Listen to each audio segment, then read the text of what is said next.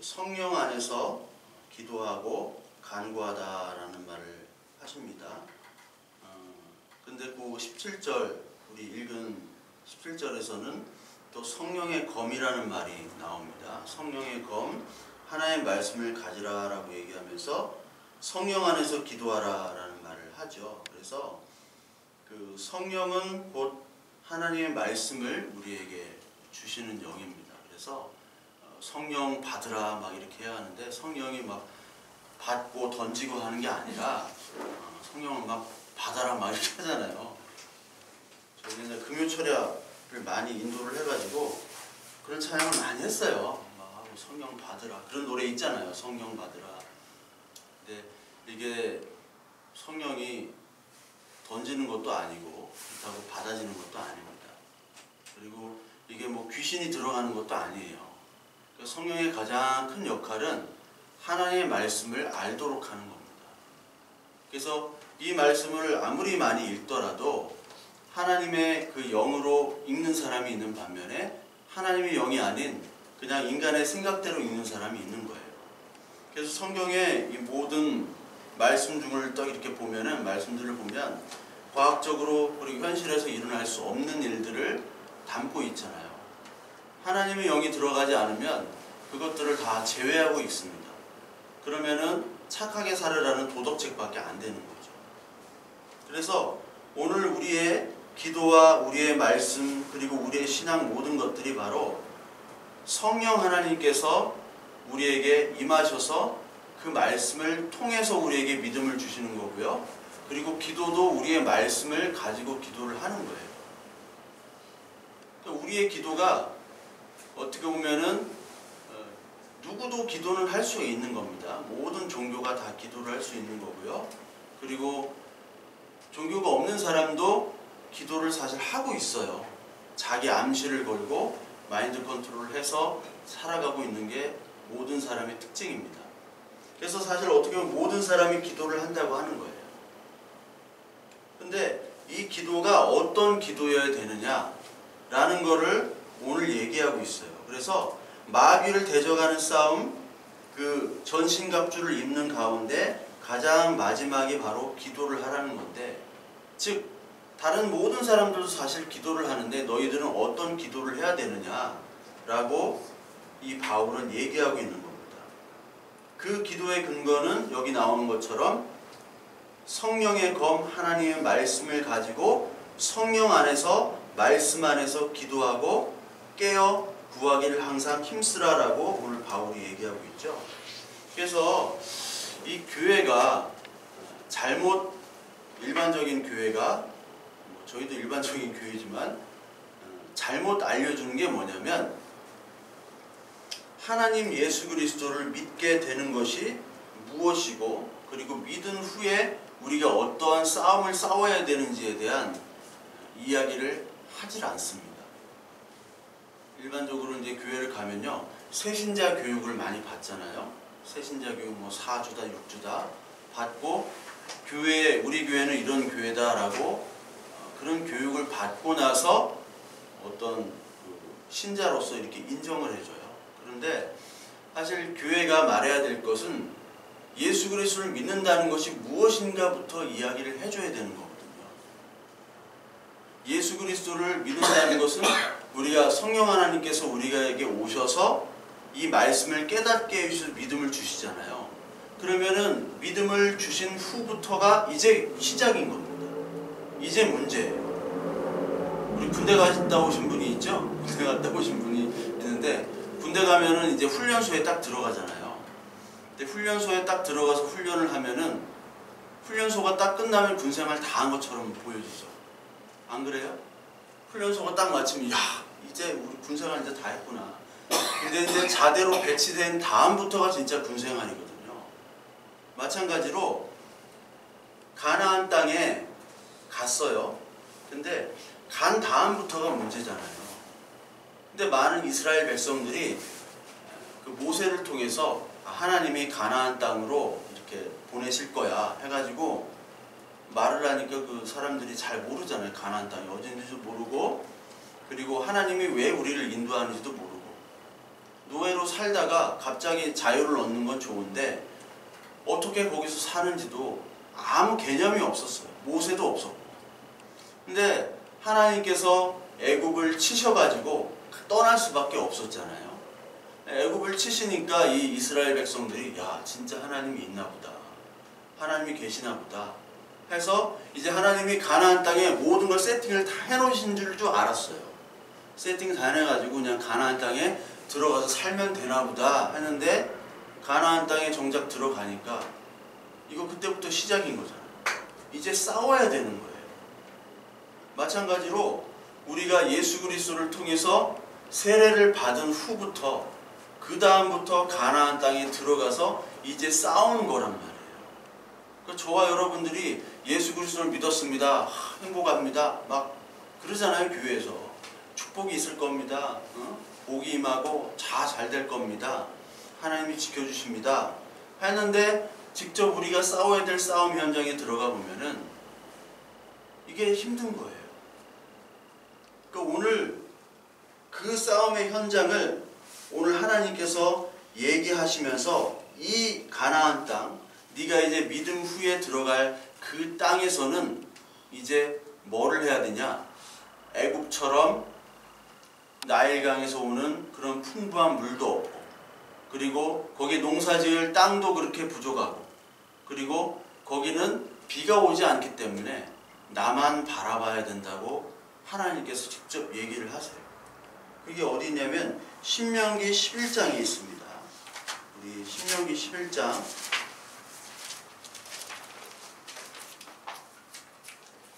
신명기 11장 10절부터 12절에 보면요. 한번 찾아서 읽어보세요.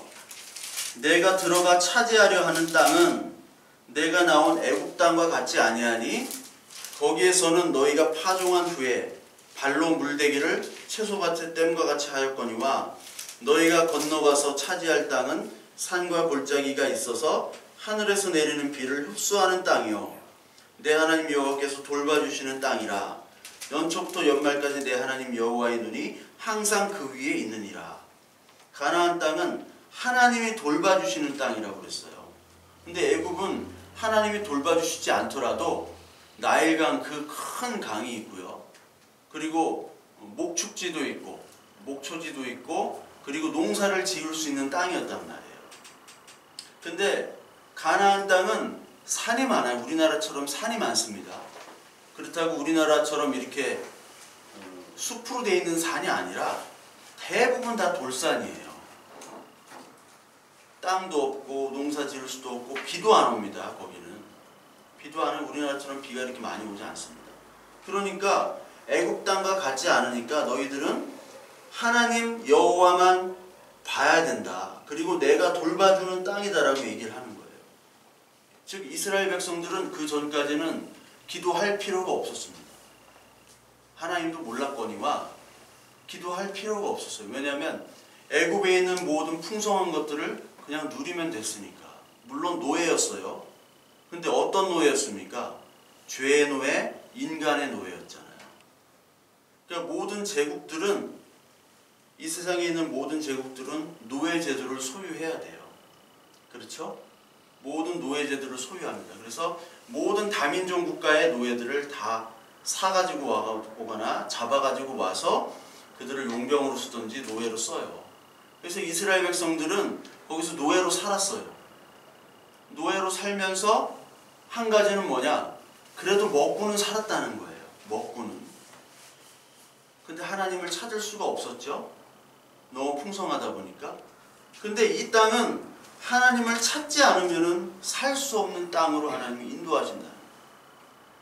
그러니까 우리가 믿음 후에, 믿음 전에는 우리가 우리 스스로 기도도 하고 우리 스스로 마인드 컨트롤을 하고 그렇기도 합니다만 우리가 예수 그리스도를 믿은 다음부터는 진짜 기도를 할 수밖에 없다고 하나님께서는 얘기를 해주시고 있는 거예요. 우리 요한복음 14장 한번 볼까요? 요한복음 14장. 요한복음 14장 보시면요. 14장 26절부터 27절까지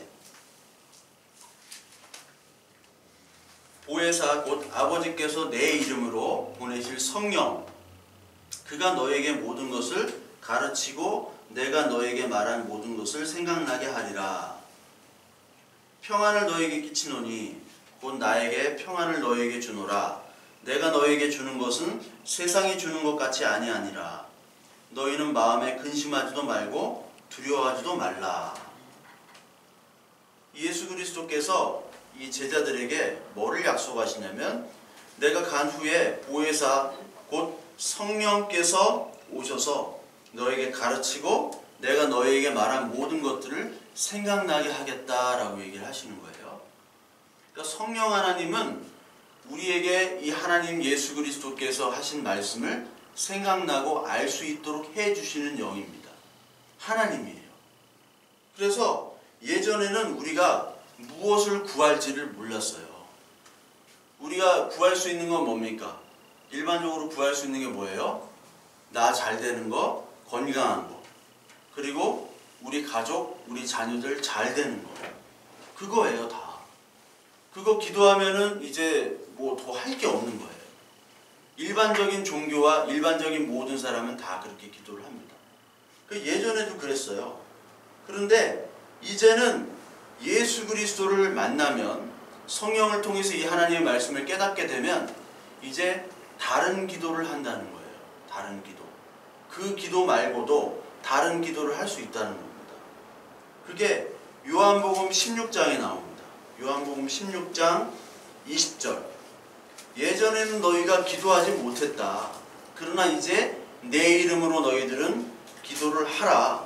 기도를 할 것이다 라고 얘기하는데, 요한복음 16장 20절에서 24절 한번 볼게요. 같이 읽겠습니다. 같이 여러분들 좀 찾아서 읽어요. 찾으셨죠? 다? 같이 읽겠습니다. 내가 진실로 진실로 너에게 이르노니 너희는 복하고 애통하겠으나 세상은 기뻐하리라. 너희는 근심하겠으나 너희 근심이 도리어 기쁨이 되리라. 여자가 해산하게 되면 그때가 이르렀으므로 근심하나 아기를 낳으면 세상에 사람 난 기쁨으로 말미암아 그 고통을 다시 기억하지 아니하느니라. 지금은 너희가 근심하나 내가 다시 너희를 보리니 너희 마음이 기쁠 것이요 너희 기쁨을 빼앗을 자가 없으리라. 그날에는 너희가 아무것도 내게 묻지 아니하리라. 내가 진실로 진실로 너에게 이르노니 너희가 무엇이든지 아버지께 구하는 것을 내 이름으로 주시리라. 지금까지는 너희가 내 이름으로 아무것도 구하지 아니하였으나 구하라. 그리하면 받으리니 너희 기쁨이 충만하니라. 우리가 예전에 기도를 했어요. 다 기도를 하고 이 제자들도 기도를 했습니다. 그런데 그날에는 너희가 무엇이든지 아버지께로 구하는 것을 내 이름으로 주시리라 얘기하면서, 지금까지는 너희가 아무것도 구하지 않았대요. 지금까지는. 아니 구했는데 왜 예수님은 아무것도 구하지 않았다고 얘기를 하실까? 그게 뭐냐면 우리의 기도가 뭐의 기도예요? 우리의 배만 채우는 기도를 했다는 거예요. 사실은. 요한복음 6장 26절부터 9절에 보면요, 너희들이 나를 따라오는 것은 뭐 때문에 따라오냐면 떡을 위해서, 떡의 배부름을 위해서 너희들은 나를 쫓아온다고 그랬어요. 그래서 너희들이 진실로 이르노니 너희가 나를 찾는 것은 표적을 본 까닭이 아니요 떡을 먹고 배부른 까닭이더라. 찾는 것, 이게 기도하는 겁니다. 하나님을 찾는 것이고 부르짖고 하나님의 말씀을 듣고 우리가 하나님께 간구하는 거예요. 간구하는데 이 기도가 배부름이기 때문에 더 배부르려고 기도하는 거래요. 그러면서 예수님이 썩을 양식을 위하여 일하지 말고 영생이 있는 양식을 위하여 하라. 하나님의 일을 하래요. 양식, 하나님의 양식을. 그러니까 이 제자들이 뭐라고 얘기하냐면, 우리가 어떻게 해야 하나님의 일을 합니까? 라고 하니까 예수께서 대답하실 때, 하나님께서 보내신 일을 믿는 것이 하나님의 일이니라.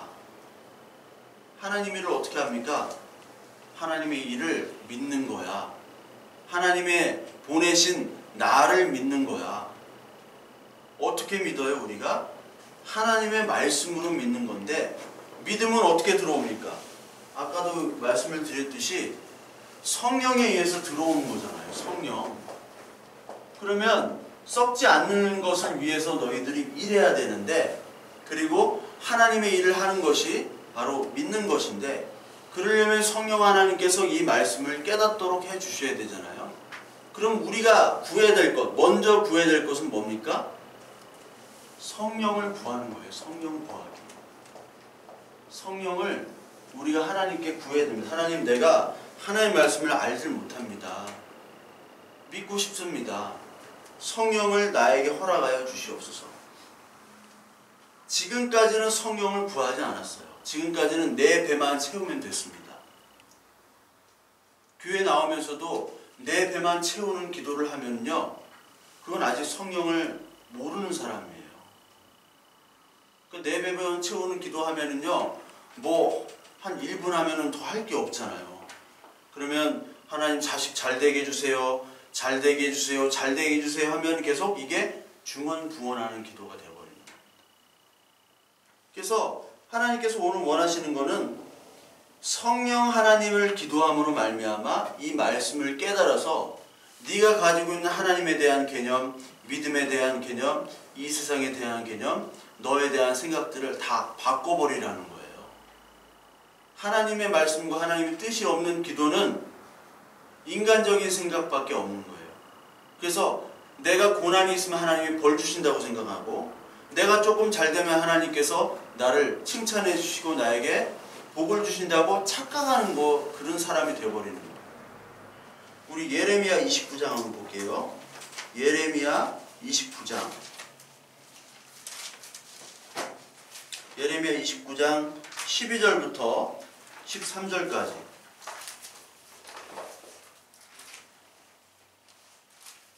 10절부터 8절부터 읽을게요. 8절부터 읽어야지 여러분들이 좀 내용을 아실 거예요. 예레미야 29장 8절부터. 우리 예배 시간이 막 저 혼자 떠드는 시간이 되면 안 돼요. 막 이렇게 우리가 수만 명 모인 교회가 아니기 때문에 우리들은 서로 성경을 찾고요. 그리고 입으로 이야기를 해야 됩니다. 성경을. 여러분 입으로 읽으시는 분들은 있지만 입으로 안 읽으시는 분도 있잖아요. 그렇죠. 교회 나와서 처음 성경을 보는 거잖아요. 주일날. 그러니까 읽으셔야 돼요. 29장 8절부터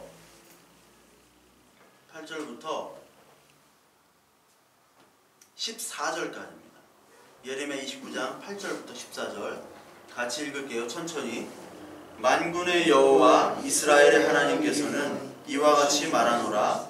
너희 중에 있는 선지자들에게 점쟁이에게 미혹되지 말며 너희가 꾼 꿈도 거짓 듣고 믿지 말라. 내가 그들을 보내지 아니하였어도 그들이 내 이름으로 거짓을 예언함이라. 여호와의 말씀이니라. 여호와께서 이와 같이 말씀하시니라. 바벨론에서 70년이 차면 내가 너희를 돌보고 나의 선한 말을 너희에게 성취하여 너희를 이곳으로 돌아오게 하리라. 여호와의 말씀이니라. 너희를 향한 나의 생각을 내가 하나니 평안이요 재앙이 아니니라. 너희에게 미래와 희망을 주는 것이니라. 너희가 내게 부르짖으며 내게 와서 기도하면 내가 너희들을 기도에 들을 것이요 너희가 온 마음으로 나를 구하면 나를 찾을 것이요 나를 만나리라. 이것은 여호와의 말씀이니라. 나는 너희들을 만날 것이며 너희를 포로된 중에서 다시 돌아오게 하되 내가 쫓아 보내었던 나라들과 모든 곳에서 모아 사로잡혀 떠났던 그곳으로 돌아오게 하리라. 이것은 여호와의 말씀이니라. 아멘. 예레미야가 여러분 예레미야가 눈물의 선지자라고 해가지고 예레미야를 많은 사람들이 대적을 했습니다. 예레미야는 참 선지자였잖아요. 여기 나오는 것처럼 이 시대에는 다 거짓 선지자였어요. 근데 누구만 참 선지자예요? 예레미야만 참 선지자입니다. 예레미야만 선지자인데 나머지는 다 거짓 선지자라는 거예요. 근데 그 말을 듣지 말라. 근데 예레미야가 무슨 말을 했냐면 이스라엘 백성들이 어디 포로로 간다고요? 어디 포로? 애굽의 포로죠? 막 아멘 하면은 또 틀린 건데, 애굽의 포로가 아니라 바벨론 포로죠. 바벨론의 포로를 몇 년간 있겠다고 그랬어요? 70년간 있는다고 그랬어요. 70년간. 그리고 성전은 파괴가 되고 너희들 다 끌려간다. 그러면요, 지금 이 당시로 얘기하면 교회 막 수십만 되는 교회예요. 야, 이 교회 다 망하고 너희들 다 이제 다 흩어지고 어느 나라가 침범해가지고 다 끌고 가, 노예로. 그거를 계속 얘기한다고 생각해 보세요. 그 사람 가만히 놔두겠어요? 쫓아내지? 부정탄다고? 이 교회에서 벌어지는 현실이에요. 그런데 그 말을 하니까 예레미야가 막 웅덩이에다 집어넣고 뭐 가두고 그리고 생매장 시키려고 하고 막 그랬잖아요. 그랬던 사람이 예레미야예요. 그래서 이 사람이, 이 선지자가 뭐를 얘기하냐면 그거를 얘기했는데, 끌려간다고 얘기했는데, 이 여호와의 말씀이 뭐냐면 그 끌려가는 것이 저주가 아니라 여기 11절에 평안이고 너에게 미래와 희망을 주는 거라고 얘기를 했어요. 사람이 볼 때는요, 하나님의 성령이 임하지 않으면 사람이 볼 때, 즉 거짓 선지자가 볼 때는 뭐가 되냐면 이 70년 끌려가는 건 저주입니다. 저주죠. 사람이 볼 때는 그런 거예요. 그러니까 여러분, 저와 여러분들은 사람이 하는 얘기를 들어야 되는지, 이 진짜 하나님의 말씀을 들어야 되는지 이 분별을 하셔야 돼요. 지금 교회마다 막 이상한 얘기를 하는 사람들이 너무너무 많아요. 우리나라가 막 공산화 된다 그러고, 막 우리나라가 어떻게 된다 그러고. 어떻게 안 돼요.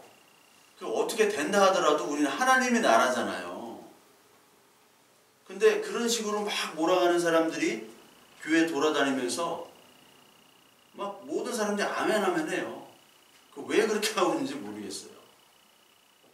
우리가 하나님이 하시는 일들이 무엇인지를 바라봐야 돼요. 이것이 재앙인지 축복인지.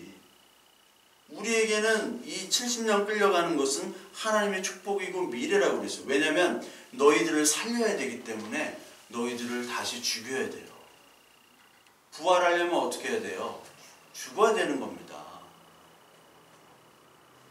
그냥 활이에요, 활. 다시 부자잖아요, 그게. 다시 부, 다시 복. 다시 살아내는데, 다시 살아낸 존재가 죽어야 되는 거예요. 너희들이 죽지 않으면 내가 너희를 살릴 수 없다라는 게 부활이에요. 근데 안 죽으려고 하는 거거든. 하나님이 조금 죽이려고 하면요, 그걸 재앙으로 알고 있어요. 재앙으로. 한 달 넘게 됐죠. 한 달 넘게 된 우리 아르헨티나 오신 그 선교사님 있잖아요. 내가 잘 지내려고 하니까 며칠 전에 저기 7인조 강도한테 저기 강도를 당해가지고 아침에 그 선교사님이랑 어머님이랑 같이 이제 5시 반에 옷가게로 이렇게 나오세요. 그 어머니가 옷가게를 하시기 때문에 하는데 요즘에는 이제 저녁 때나 저녁은 위험하고 낮에도 이제 경찰 때문에 요즘 그 떼광대들이 아침에 활동을 한다고 하더라고요. 요즘에 7인조 오토바이 2대랑 차 1대 7인조가 총을 다 꺼내가지고 다 이렇게 있는 거예요. 우리 성현 형제는 엘살바도르인가?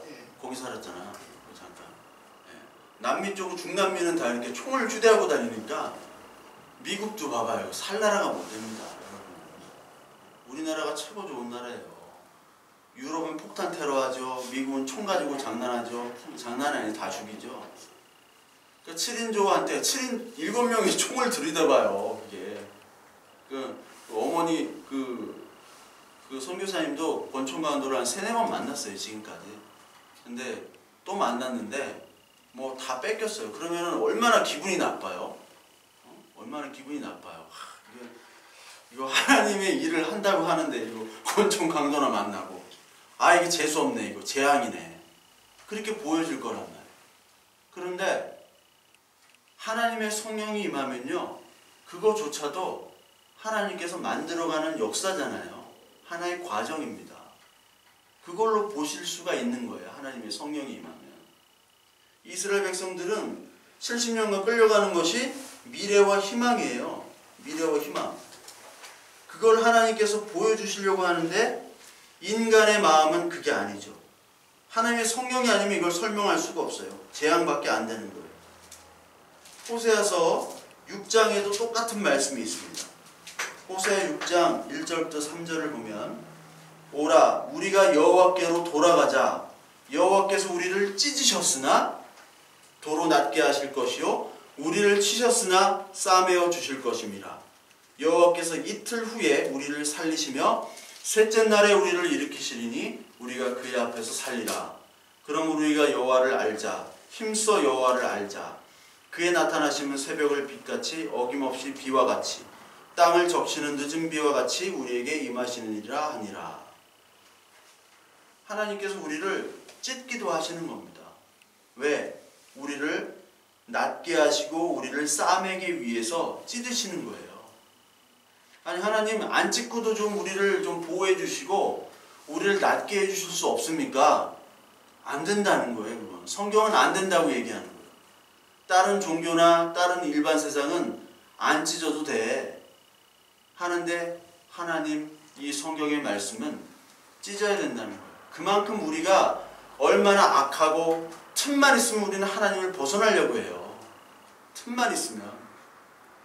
조그만 틈만 생겨도 우리는 하나님과 관계없이 살려고 하는 인간입니다. 그게 죄인이에요. 그래서 하나님께서 오늘도 성령 안에서 살도록 하기 위해서 오늘도 말씀을 계속해서 우리에게 주시는 겁니다. 그래서 성령 하나님은 오늘 성령 안에서 기도하라 하는 것은 하나님의 말씀을 가지라 곧 성령의 검이라고 얘기를 해요. 성령의 검이 우리에게 임하면 우리의 생각들, 우리의 가치관들이 다 쪼개집니다. 저도 예전엔 예수 그리스도를 믿지 않았던 사람이잖아요. 믿지 않다가 청년 때 왔어요. 여러분 청년 때 오기가 쉽습니까? 어렵습니까? 어려워요. 절대 쉬운 게 아닙니다. 그래서 여러분 담배 끊기도 힘들잖아요. 담배도 끊었어요. 우리 성현은 이제 담배 끊기 쉽지 않잖아요. 이제 좀 끊어요 이제.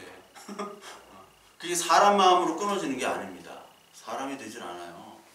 근데 하나님이 자꾸 저를 자꾸 만들어 가시는 거예요. 그리고 이제 어떻게 목사가 되다 보니까 뭐에 그 욕심이 생기느냐?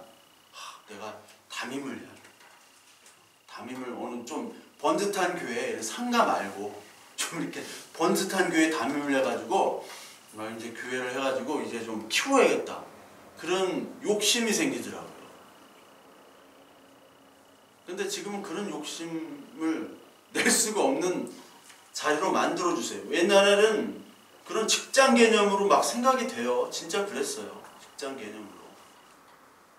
근데 하나님은 자꾸 저를 만들어주시는 거예요. 그 옛날에는 성령이 없던 거죠. 네가 정말 구해야 될 거는 뭔지를 몰랐어요. 내가 막 설교하고 막 기도 인도하고 막 이렇게 고함지르고 했지만 네가 원하는 거는 하나님의 일을 하는 게 아니라 먹고 살려고. 좀 괜찮은 교회 가서 좀 사람들에게 부러움 사고 그리고 우리 뭐 가족, 친척, 친구들한테 좀 자랑해야 될 거 아니에요. 네? 나 목사 됐는데 나 이렇게 하고 산다. 교회 한번 놀러 와라 하면 이 교회 예배당 딱 가고 뭐 당회장실이라고 하잖아요. 거기 가면은 막 소파도 좋은 거 있고 딱 앉으라고 하고 야 차 좀 내와 이렇게 하고 근데 우리는 내가 타야 내가 청소하고 여기 건물 내가 다 쓸고 청소하는데 주인 아주머니가 인정을 안 해주는 여기 먼지 되게 많았거든요. 근데 일주일에 한 번은 닦아요. 그러니까 그러려고 내가 이거를 하겠다고 한 욕심이 생길 수밖에 없어요. 그러니까 내가 구했던 기도들은 다 그런 거였어요. 그냥 그런 거. 그러니까 오늘 예수 그리스도께서 너희들이 예전에는 내 이름으로 구하지 않았다고 얘기하는 거예요. 니들이 구했던 거는 내 이름으로 구한 게 아니라 떡 배부름을 위해서 너의 배를 채우기 위해서 구했구나 라고 얘기하는 거예요. 오늘도 우리는 무엇을 기도할지를 모르는 사람들입니다. 자, 기도합시다 하면은 주여 삼창 외치잖아요. 그거 왜 하는지 모르겠어. 독립만세도 아니고 주여 삼창을 왜 하는지도 모르겠어요. 하여튼 삼창을 해줘야 돼. 해줘야지 기도를 하는데, 하면은 뭐 열심히 기도를 하시는데 나도 그때 보면 뭘 위해서 기도를 했나 싶어요. 근데 우리가 알지 못하는 기도 제목들을 성령께서 인도하신다고 성경에 나와 있어요. 로마서 8장 한번 볼까요? 로마서 8장 26절 8장 26절 보면 이와 같이 성령도 우리의 연약함을 도우시나니, 이 연약함이라는 거는 우리의 죄성도 있고 하나님을 떠나려고 하는 그런 것도 있지만 우리가 무엇을 놓고 기도할 줄을 모르는 거예요. 왜? 하나님의 마음을 모르기 때문에. 그게 연약한 겁니다.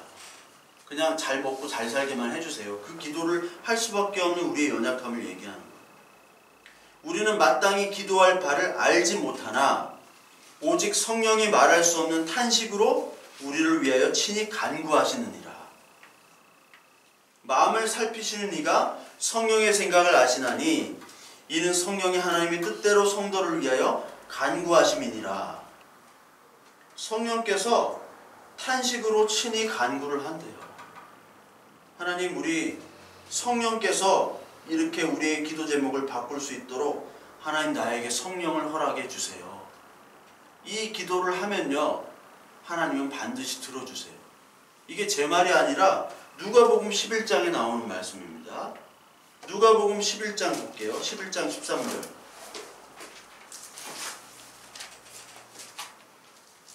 누가복음 11장 13절에 보시면, 자, 너희가 악할지라도 좋은 것을 자식에게 줄 줄 알거든 하물며 너희 하늘 아버지께서 구하는 자에게 성령을 주시지 않겠느냐. 이게 누가복음 11장이네요. 다른 마태복음이나 마가복음은 성령이란 말을 안 하고 좋은 것을 주시지 않겠느냐라고 얘기를 해요. 근데 그 좋은 것이 성령 하나님이라는 거예요. 이 앞절에 보면 11장 10절에 구하는 이마다 받을 것이요 찾는 이에게는 찾아낼 것이요 두드리는 이에게는 열릴 것이니라. 이 말이 나오죠. 구하라 그리하면 너에게 주실 것이요 찾으라 그러면 찾아낼 것이요 문을 두드리라 그러면 너에게 열릴 것이다. 이 말을 갖다가 우리는 계속 두드리면은 잘 먹고 잘 산다라는 말로 해석을 하죠. 그런데 맨 마지막에 뭐를 준다고 얘기했어요? 성령을 준다고 얘기했어요. 하나님 밥만 주세요. 먹고 살게 해주세요. 좀 많이 먹고 살게 해주시고 좀 큰 집에서 살게 해주세요. 그거를 두드리라는 건데, 그러니까 두드리라는 게 아니라 뭐를 주신다는 거예요? 우리에게 성령을 주신다. 그래서 너희들이 구할 바를 알도록 하나님께서 만들어 주신다는 거예요. 진짜 구할 게 뭔지를. 그래서 빌립보서 4장 6절에도 나오고 빌립보서 1장 9절에도 나오고 골로새 1장에도 나오고 오늘 에베소 1장에도 또 나와요. 그래서 제가 한번 그 빌립보서와 골로새서를 한번 읽어드릴게요. 빌립보서 1장 9절을 보면요, 내가 기도하노라 너희 사랑을 지식과 모든 총명으로 점점 더 풍성하게 하사 너희로 지극히 선한 것을 분별하며 또 진실하여 허물 없이 그리스도의 날까지 이루고. 바울은 너희 사랑과 지식과 총명과 그리고 선한 것을 분별할 수 있도록 내가 기도를 한다 라고 바울이 얘기했어요. 빌립보 교인들한테. 그리고 4장 6절에도 보면은요, 아무것도 염려하지 말고 다만 모든 일에 기도와 간구로 너희 구할 것을 감사함으로 하나님께 아뢰라. 그러면 모든 지각에 뛰어난 하나님의 평강이 그리스도 예수 안에서 너희 마음과 생각을 지키시리라. 우리가 염려하지 말고 모든 것들을 구해야 됩니다. 배고프면 구해야 돼요. 모든 것들을 구해야 됩니다. 사람에게 먼저 나가지 말고 하나님께 먼저 구하는 겁니다. 감사함으로. 그런데 그 답이 뭐냐면, 그러면 하나님의 평강이 그리스도 예수 안에서 너희 마음과 생각을 지키신대요. 이렇게 구하면 내가 7절을 6절에 구한다고 보면은 7절에 그리하면 너에게 모든 것들을 네가 원하는 대로 주리라 라고 써 있으면 얼마나 좋겠어요. 그런데 평강, 이 샬롬을 너희에게 주셔서 마음을 지켜주신다는 거예요. 우리가 기도하면서도 마음을 뺏깁니다. 기도할 때 하나님 막 주세요. 왜 안 줘? 응? 주세요. 왜 저놈은 되고 왜 나는 안 됩니까? 불평불만하면서 우리가 기도하게 돼요. 그때 성령 하나님께서는 우리의 마음을 바꿔주셔서 우리의 마음과 생각을 지키시게 하는 거예요. 평강이라는 거는 제가 설명을 드렸죠. 평강은 이 세상에 평강이 없잖아요. 하나님 안에서만 평강이 있는 겁니다. 평강이라는 상태는 모든 것이 부족함이 없습니다라는 고백인 거예요. 여러분들 지금 모든 것이 부족함이 없습니까? 한번 생각해 보세요. 곰곰이 부족함이 없나? 나에게 모든 것이 부족함이 없나? 예수 그리스도만으로 부족함이 없는 상태까지 가는 것이 평강이에요. 내 불만, 자기 비교, 다른 사람과 열등감, 비교해서 열등감, 우월감, 이 모든 것들은 평강의 상태가 깨진 상태입니다. 그러니까 성령 하나님이 없다면은 평강의 상태가 없는 거예요. 이 세상 보세요. 평강의 상태가 있습니까? 서울시장 나온다고 했다가 막 지금 난리고 막 진탕 싸움이고 뭐 대선 후보가 막 저렇게 막 한순간에 범죄자가 돼가지고 이렇게 되고 전직 대통령들 얼마나 그 권한이 많아요. 다 깜빵에 가려고 한 명 이제 또 감옥에 가려고 하죠. 이 세상은요 평강이 없어요. 예수 그리스도 안에서만 평강이 있는 겁니다. 그거를 사람들은 몰라요. 교회 와서도 그거를 모르게 되면 곤란하죠. 골로새 1장 9절에 보면요. 우리도 듣던 날부터 너희를 위하여 기도하기를 그치지 아니하고 구하노니 뭐를 구한대요 바울이? 너희로 하여금 모든 신령한 지혜와 총명에 하나님의 뜻을 아는 것으로 채우게 하시고 하나님의 뜻을 알도록 만들어 주시는 거예요. 하나님의 뜻을. 그래서 예전에 요셉과 다니엘 이런 사람들이 있죠. 요셉, 다니엘이 다 총리였잖아요. 요셉과 다니엘이. 총리하니까 우리 황교안 총리님이 생각나는데 기독교인 총리. 황교안을 대통령으로 만들어야 된다. 교회에서 그러는데 그 총리였던 다니엘, 요셉 이런 사람들이 자기가 기도해가지고 총리가 된 게 아니에요. 그렇죠? 기도해가지고 노예가 총리가 어떻게 됩니까? 노예가. 포로가 어떻게 총리가 돼요? 기도한 거 아니에요. 요셉이 꿈꿨다고 맨날 요셉처럼 꿈꾸라고 하는데 꿈을 꾼 적이 없어요. 요셉은. 근데 왜 맨날 꿈꾸라고 그래요? 그러다 거짓말 꾸며서 얘기하는 거예요. 요셉과 다니엘은 이 하나님을 만난 사람이에요. 하나님께서 뭐를 전해주냐? 네가 뭐 때문에 총리가 됐으며 그리고 무엇 때문에 네가 고생해가지고 지금 이렇게 살아왔으며 그리고 네가 무엇을 해야 되는지를 알려주신 거예요. 하나님이. 요셉과 다니엘.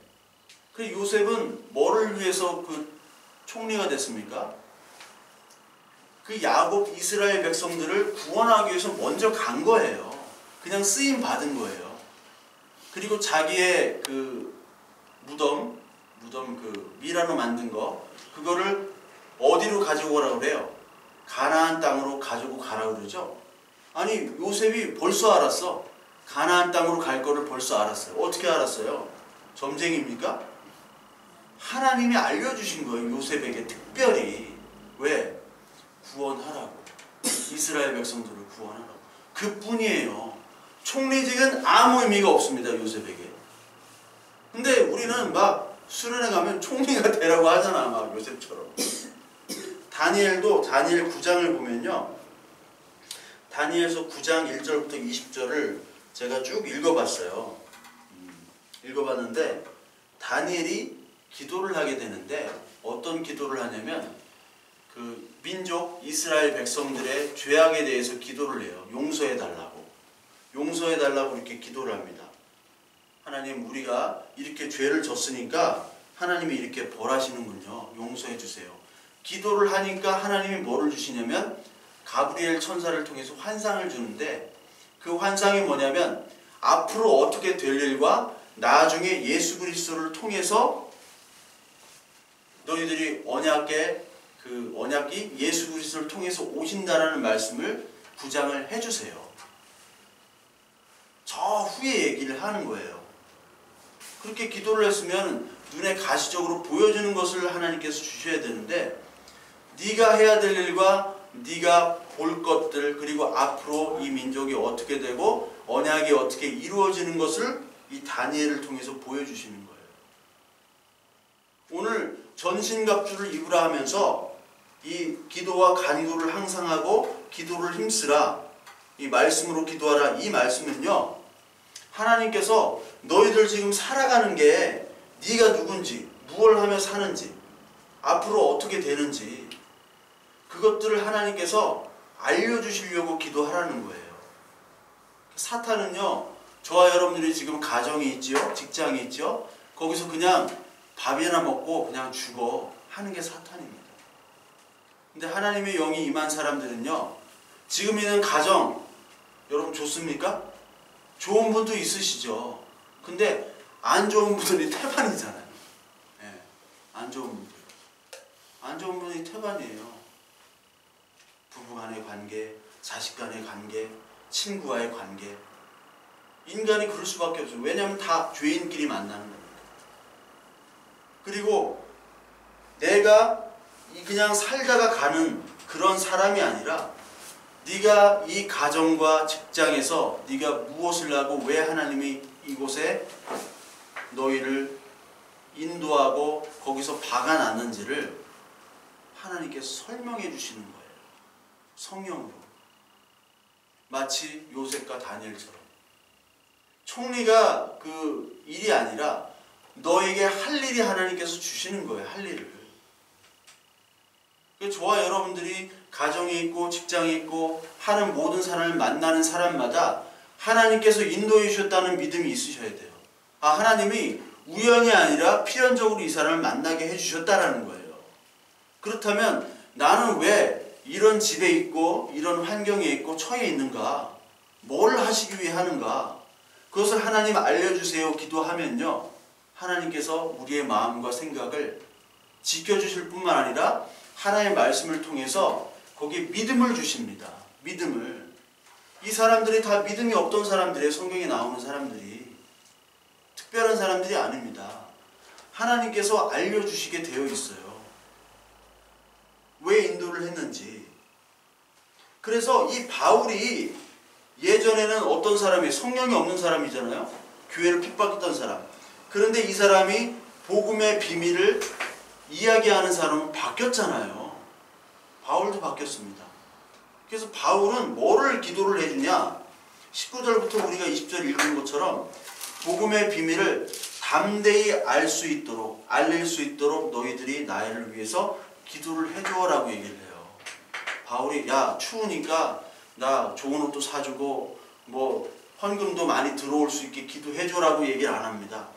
담대히 복음을 전할 수 있도록 기도해달라고 2번씩이나 얘기해요. 그래서 바울의 기도 부탁은 복음의 비밀과 담대히 하나님의 복음을 전할 수 있도록 해달라. 바울은 이 당시에 죽음의 위험이 있었죠. 죽음의 위험. 고린도후서에 잘 나옵니다. 유대인들이 바울을 죽이려고 했어요. 그러니까 심히 두려웠단 말이에요. 그런데 두려워하지 않고 복음을 전하게 해달라고 바울이 기도를 해달라고 부탁할 수밖에 없는 거예요. 왜냐하면 사람들이 바울을 죽이려고 했던 사람이 몇 명 있었냐면, 바울이 죽이기 전까지는 내가 밥도 먹지 않겠다, 물도 마시지 않겠다 하는 사람이 몇 명이었다고요? 사도행전에 나오는데 40명이었습니다. 40명. 40명이 총 들고 막 죽이려고 해봐요. 얼마나 무서울까요? 그러니까 기도를 해달라고 하는 거예요. 그리고 여기서는 이제 바울은 하나님만 바라보고 사람을 두려워하지 않게 해달라는 기도예요. 이게 다윗이 골리앗을 어떻게 이겼냐? 골리앗을 두려워하지 않았죠. 하나님을 두려워하고 사람을 두려워하지 않았기 때문에 골리앗을 이겼습니다. 근데 이스라엘 모든 백성들, 그 군사들, 그 장군들은 골리앗 사람을 두려워했어요. 골리앗이 하나님을 경멸하는데 그것에 분함 내지 않고 하나님을 두려워하진 않았어요. 그러니까 사람을 두려워하게 되면 하나님이 조그맣게 보이고요. 하나님을 두려워하게 되면 사람이 조그맣게 보이게 됩니다. 저도 이 교회에 그래도 좀 여러 일들을 아는 위치였잖아요. 그래도 교회 목사로서. 그러다 보면은 목사님들이나 뭐 장로님들이나 이런 중직에 계신 분들이 다 무슨 일만 있으면은 힘 있는 사람을 찾아가더라고요. 힘 있는 사람을 찾아가요. 본인들이 막 하나님만 의지하라고 해놓고 힘 있는 사람 찾아가더라고요. 사람을 두려워해요. 목사님, 당회장 목사님 얼마나 파워가 있는지 모르시죠? 예. 벌벌벌 떱니다. 그 앞에 가면. 진짜예요. 벌벌벌 떨어요. 왜냐면 그분이 나의 앞으로의 목회 임지와 인사권을 다 주고 있어요. 아시죠? 그거. 특히 감리교는 더하더라고요. 제가 이제 교제하는 목사님이 감리교 목사님들이 있어요. 근데 뭐 목사님들 모임 가면 완전 조폭 모임이래. 그래서 탁 하면은 거기서 찍히면요, 감리교는, 장로교는 좀 덜해요. 장로교는 그런 게 이제 개개인으로 좀 인정을 해줘요. 감리교는 찍히면 그날로 끝납니다. 괘씸죄. 목사 못해요. 절대 못해요. 감리교. 쩔쩔쩔쩔 맵니다. 그래서 그게 너무 힘들다고 하더라고요. 아니 모일 필요도 없는데 맨날 모이라고 해가지고 거기 막 심부름 시키고 막 그랬대요. 같은 목사인데 막 죽겠대요. 뭐 일주일마다 무슨 모임이 그렇게 있는지. 뭐 먹으러 가고 뭐 하면은 운전시키고 막 뭐 심부름 시키고 다 밑에 이제 짬밥 안 되는 목사님들이 다 해야 되는 거 그런 거를. 근데 안 한다, 나 이거 안 하겠다 하면은 그날부로 그냥 목사를 그 감리교단에서 하질 못하게 매장을 시키는 거예요. 그러니까 두려워지는 거예요. 두려워하는 거예요. 왜 이렇게 두려워할까, 사람을? 갈라디아서 1장 10절을 보면은 바울이 내가 하나님을 두려워할까 사람을 두려워할까 이 말이 나오죠. 내가 사람에게 좋게 하랴 하나님께 좋게 하랴 사람들에게 기쁨을 구하랴 내가 지금까지 사람들의 기쁨을 구하였다면 그리스도의 종이 아니니라. 바울은 총독과 왕 앞에 전도를 했죠. 사도행전 맨 마지막에 보면 죽기 전까지 이렇게 전도를 했어요. 그 왕이 그 아그리파 왕이 너의 많은 학문이 너를 미치게 만들었다. 너 미친놈 됐구나 라고 욕을 먹고 조롱당하고 왕과 총독에게 두려워하지 않고 계속 자기의 복음을 하나님이 주신 그 복음을 담대히 전했단 말이에요. 저와 여러분들이 왜 사냐?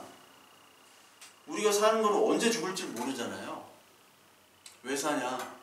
하나님이 오늘 성령께서 저와 여러분들에게 말씀하고 계십니다. 너 왜 사냐? 너 하나님의 자녀야, 내 자녀야. 하나님의 말씀을 전하는 자로 살아야 돼. 너의 직장이 있지? 우리의 직장은요, 그게 주된 그 일이 아니에요, 사실은. 우리 가정에게 이렇게 주셨잖아요. 우리 가정을 하나님께서는 나를 통해서 복음의 비밀을 알도록 이 가정을 주신 거예요. 특히 이 가정이 좀 원만하지 못하고 정말 남들 보기에도 뭐 저런 가정이 있어. 흔히 말해서 콩가루 가정이 있죠. 콩가루 가정에 예수 그리스도를 믿는 성령 하나님을 믿는 그 한 명이 얼마나 중요한지. 하나님이 특별히 택한 사람이에요. 그 사람은 정말 특별히 택한 사람입니다. 그런 사람일수록. 요셉 봐요. 어디 형제들이 자기를 죽이려고 해요. 생매장을 시키려고. 그런 집안은 없잖아요. 요셉이 그런 집안 출신이에요. 예수 그리스도 족보를 보세요. 몸 파는 여자도 있죠. 예?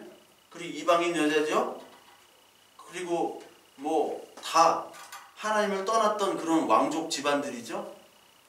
그런 집안에서 예수 그리스도가 나오는 거예요. 저와 여러분들이 하나님의 성령을 오늘 간구해야 됩니다. 이 말씀을 통해서. 그러면요, 우리의 지금 처지와 환경과 형편이 원망과 재앙으로 보이는 게 아니라 하나님께서 마음과 생각을 지켜주세요. 용기가 나고 힘이 나는 겁니다. 저와 여러분들 더 이상 어떤 남과 비교해가지고 나의 삶을 비관하지도 마시고 불평하지도 마시고 하나님의 말씀 안에서 나에게 주신 최선의 환경이다 라는 걸 하나님께서 분명히 보여주실 겁니다. 성령 안에서 기도하면 이 말씀이 보여지고요. 그러니까 여러분 말씀 좀 많이 읽으세요. 읽으시고 구하십시오. 하나님 이 말씀을 깨닫게 해주시고, 그리고 나의 이런 형편들이 있습니다. 형편들 가운데 내 마음과 생각을 지킬 수 있도록 하나님 인도해 주세요 라고 기도하시면 성령을 구하는데 안 주실 하나님이 어디 있겠느냐. 반드시 주십니다. 말씀을 깨닫게 하시고 마음을 지키게 하시고, 그리고 하나님께서 여러분들을 굶지 않도록 하시고요. 직장도 인도해 주세요. 당연히 하나님께서. 그리고 가정에 복음을 전할 때 조금씩 가정이 변할 줄로 믿습니다. 그런 경험들을 하시는 저와 여러분들 되시길 바랍니다.